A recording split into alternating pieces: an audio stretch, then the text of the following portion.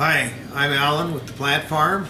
I wanted to take just a few minutes and show you how to propagate a lipstick plant, or the Aeschynanthus family, which is a relatively difficult plant to propagate unless you follow some fairly simple instructions.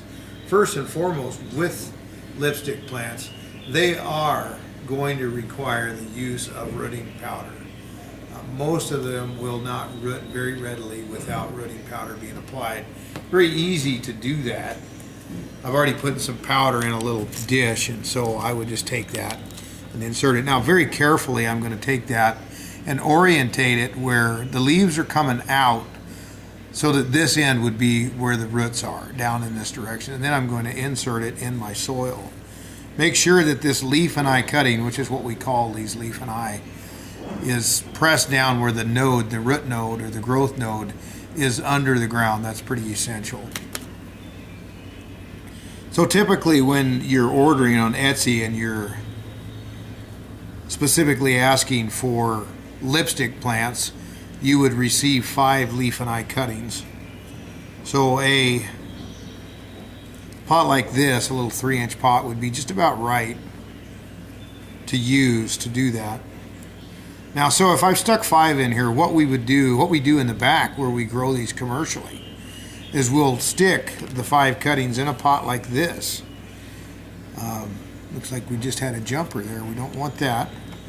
But we'll stick him back in where he belongs. That's one thing you'll see because of the nature of this stem. These leaves are actually springing up, so you do have to be very careful to insert it in a way that it's deep enough that it doesn't send that node back out of the moisture zone where the soil is. So what we'll do when we're commercially growing that is we'll get this stuck just like that, let it begin to root and grow. You'll see a new leaf shoot or a new stem coming out right here at the node right here, or the branch. It'll branch out. A lot of times we'll have 2, and after we've got a growth of about 2 to 3 inches, we'll come back in and trim it off. And so thinking about trimming, here's a limb that I've used to trim, but very similarly, if this were rooted, then what I would do is I would come in and trim it like that. Now what I can expect to have is probably 2 branches here and 2 branches there, which makes that plant 4 times fuller than it once was.